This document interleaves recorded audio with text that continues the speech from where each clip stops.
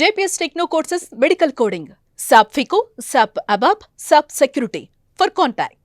Pakistani India మీద అంత వైరాగ్యం చూపించారు కదా, ఎటువంటి గొడవలు బయట అంటే ఇలా ఉంటుంది, పాకిస్తాన్ ఇలా ఉంటారు, ముస్లిమ్స్ ఇలా ఉంటారు అనే దాని మీద ఎప్పుడు ఏం గొడవ జరగలేదు. ముస్లిమ్స్ అని అందరిని అవ్వలేదు, అందుకనే అమ్జద్ ఖాన్ క్యారెక్టర్ క్రియేట్ చేసింది. అమ్జద్ ఖాన్ లాంటి చాలా మంది ఉన్నారు ఇక్కడ, కానీ కొంతమంది మిస్గైడెడ్ యూత్ ఉన్నారు. వాళ్ళ పొలిటికల్ గెయిన్స్ కోసం, ఫైనాన్షియల్ గెయిన్స్ కోసం, పవర్ కోసం కొంతమంది వాళ్ళతో ఆడుకుంటున్నారు, వాళ్ళని అడ్డం పెట్టి. ఓకే, దాన్ని కరెక్ట్ చేయాలనేది అది తప్ప ఇది మతం పేరు మీద జరుగుతున్న కొంతమంది తాలూకు దుష్కృత్యాలు. ఓకే, సో బిఫోర్ శాస్త్రి గారి గురించి అనుకున్నప్పుడు మనం అనుకుందాం అంటే ఆయన లేనిది, ఆయన పెన్ను లేనిది కృష్ణవంశీ గారి సినిమాలు లేను అనేది.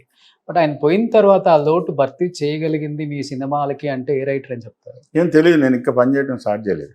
ఆయన పోయిన తర్వాత చేశారు కదా, రంగమార్తాండ చేశారు. రంగమార్తాండకి ఆల్రెడీ రాసేసి ఉన్నారు ఆయన, సో దానికి కంప్లీట్ అయిపోయింది. దాని తర్వాత ఇంకా కొత్త సినిమా స్టార్ట్ చేసినప్పుడు ఇప్పుడు లేకపోతే టైం ఆగదు కదా.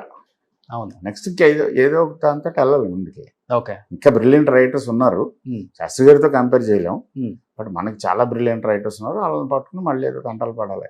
ఓకే, సో మీకు షింక్ అవుతారంటారా ఇప్పుడున్న రైటర్స్? ఆల్రెడీ నేను ఇప్పుడు చంద్రబోస్తో చేశాను, అనంత్ శ్రీరామ్తో చేశాను, సుద్దాల అశోక్ తేజతో చేశాను, చిరావుల విజయ్ కుమార్తో చేశాను, శక్తితో చేశాను, కొత్త వాళ్ళతోటి బాగా కొత్త వాళ్ళతో లక్ష్మీ భూపాల్ పాటలు రాశాడు, చాలా మంది తోటి పనిచేశాను. ఆ ప్రాబ్లం లేదు. సో కృష్ణవంశీ గారు, మీ ప్రతి సినిమాకి ఒక మెసేజ్, ఒక అవేర్నెస్ రెండు ఉంటుంది. రాఖీ చూస్తే ప్రతి అమ్మాయి బాగా కనెక్ట్ అయ్యే సినిమా, అండ్ ఇప్పుడు సమాజం ఎలా ఉంటుందో గ్రహించి ముందే తీసిన ఒక సినిమా అని చెప్పుకోవచ్చు. ఆ టైం ఒక రకంగా చెప్పాలి అంటే దానికి కర్త కర్మ క్రియ అంటే మీరేనే చెప్తారా, లేకపోతే వెనక నుంచి ఎవరైనా నడిపించిన శక్తులు ఉన్నారా? ఫస్ట్ ఆఫ్ ఆల్ ముందే ఊహించి చేయటం కాదు, అప్పటికే ఉంది, కొన్ని వందల సంవత్సరాలుగా ఉంది.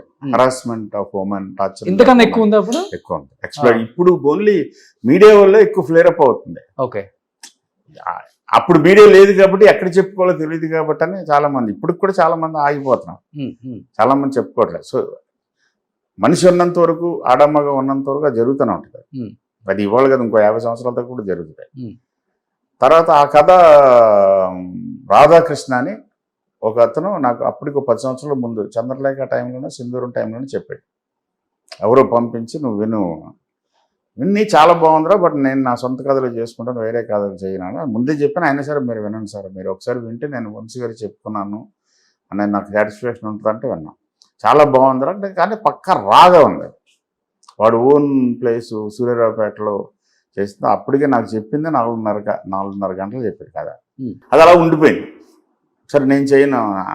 తర్వాత తారక్ తోటి సినిమా చేయాల్సి వచ్చినప్పుడు ఎలాంటి సినిమా చేయాలి అన్నప్పుడు ఆ తారక్ అంటేనే ఒక పవర్, ఒక ఫోర్స్ అది, అండ్ మల్టీ టాలెంటెడ్, బ్రహ్మాండమైన డ్యాన్సరు, బ్రహ్మాండమైన డైలాగ్స్ చెప్తాడు, మెమరీ పవర్ అద్భుతం, పెర్ఫార్మింగ్ స్కిల్స్ అద్భుతం. సో ఇట్లన్నిటికీ సరిపోయేది పడాలి.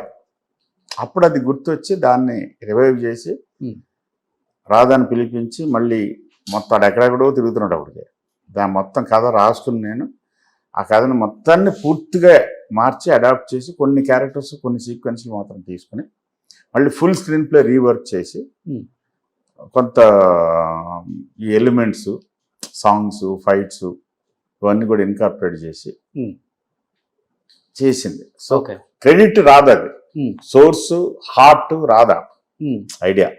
దాన్ని నేను అడాప్ట్ చేసి మన తాలూకు ఎక్స్పీరియన్స్లు, మన రియాక్షన్స్ కూడా యాడ్ చేసి ఎన్టీఆర్ పవర్కి అప్పచెప్పాం. అంటే స్టోరీ నెరేట్ చేయగానే తారక్ ఫీలింగ్ ఏంటి అసలుకి?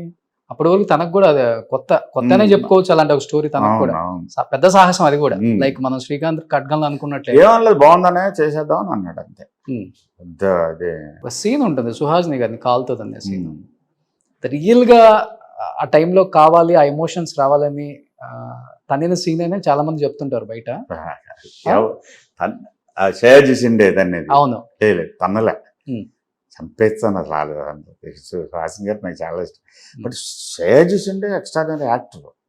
ఆ టైమింగ్ తెలుసు, ఎక్కడ వరకు వెళ్ళాలి కాలు, ఎక్కడికి వెనక్కి లాగేయాలని. సో అలాంటి అసలు మనం చెప్పక్కర్లేదు వాళ్ళకి ఆటోమేటిక్. అండ్ సుహాసిన్ గారు అనదర్ ఎక్స్ట్రాడినరీ యాక్టర్స్. ఆ timing important. Okay, body reflex అంటాం, ఎంతవరకు కాల్ వస్తుంది ఆ అమ్మకి ముందే చెప్పి ఇలా ఉంటుందమ్మా అని, ఓకే మీకు ఓకే అంటే చేద్దాం, లేకపోతే వద్దంటే లేదు చేద్దాం, ఓకే బాగుందని చెప్పాను. అన్న తర్వాత టైమింగ్ వాళ్ళిద్దరూ చూసుకున్నారు. అండ్ శాజీస్ అంటే terrific actor, very good human being. Okay. So ఎదుటి యాక్టర్ ఎంతవరకు వెళ్ళొచ్చు అనేది ఆయనకి బాగా తెలుసు. Okay.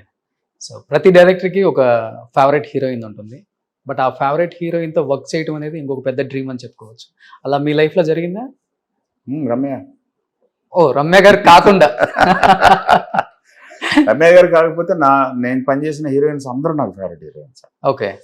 They are beautiful angels. దేవకని ఫస్ట్ సౌందర్య గారి పేరు చెప్తారా? సౌందర్య గారు కానీ, సోనాలి బెంద్రే కానీ, మహేశ్వరి కానీ, తబ్బు కానీ, సంగవి కానీ, గీత కానీ, ఇషా కొప్పి గారు కానీ, అండ్ సాక్షి శివానంద్ కానీ. ఫస్ట్ టైం తను వర్క్ చేసిన హీరోయిన్ పేర్లన్నీ గుర్తు పెట్టుకున్న one and only director Krishna Vamsi గారు.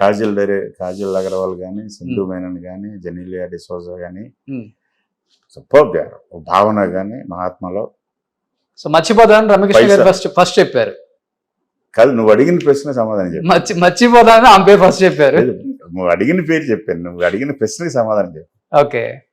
బట్ రమ్య గ్రేట్ యాక్ట్రెస్, మంచి యాక్ట్రెస్ అని తెలుసు, కానీ ఎంత గ్రేట్ యాక్ట్రెస్ అనేది రంగమార్తాండలో పనిచేస్తున్నప్పుడు అర్థమైంది నాకు. ఓకే. గ్రేట్. శివగామి చూసినప్పుడు అనిపించలేదా? శివగామికి వెనకాల సపోర్ట్ ఉంది, బ్రహ్మాండం డైలాగ్ ఉంది, స్టేజింగ్ ఉంది, ఒక బ్రహ్మాండమైన క్యారెక్టరు. ఆటోమేటిక్ మిగతా వాళ్ళందరూ ఆవిడ వస్తే కింద కూర్చుని పోతారు. అది చూస్తుంటే ఎవరు చేసినా బాగానే ఉంటుంది అనిపిస్తుంది. ఓకే. ఈ సినిమాలో అవి ఏం లేవు, ఓన్లీ ఐస్, డైలాగ్ కూడా లేదు. ఓకే. ఐస్ తోటి చూపించాలి, అది కష్టం అంట. టూ ఎక్స్ట్రీమ్స్ అయ్యి, నీలాంబరి నరసింహలో ప్లస్ బాహుబలిలో శివగామి, ఈ రెండు ఒక హైట్స్. మన రాజు గారు రంగమార్తాండలో ఇంకొక ఎక్స్ట్రీమ్. సో నీలాంబరి శివగామి అంటే ఆమెను చూసి స్క్రీన్ మీద రియల్ లైఫ్ లో ఎలానే ఉంటారేమో అనేది కొంత ఇమాజిన్ చేసుకుంటారు ఆడియన్స్. లేకపోతే అంటే అసలు రియల్ లైఫ్ లో రమ్యకృష్ణ గారు అంటే ఏమని చెప్తారు? చాలా ఫన్ లవింగ్ పర్సన్, చాలా soft, smart and sharp. Okay. Super sharp, బాగా ఫన్ లవింగ్ పర్సన్. బాగా వంట చేస్తారని విన్నా నేను. అవును, ఆవిడకి సరదా. ఓకే. రసాలు కూడా 4-5 వెరైటీ పెడతారు. అవి కానీ నాన్ వెజిటేరియన్ కానీ, వెజిటేరియన్ కానీ, దోశలు కానీ. ఓకే. వెరీ గుడ్ చేసి. అంత టైం ఉంటుందా రమకృష్ణ గారికి? She enjoys it. ఓకే.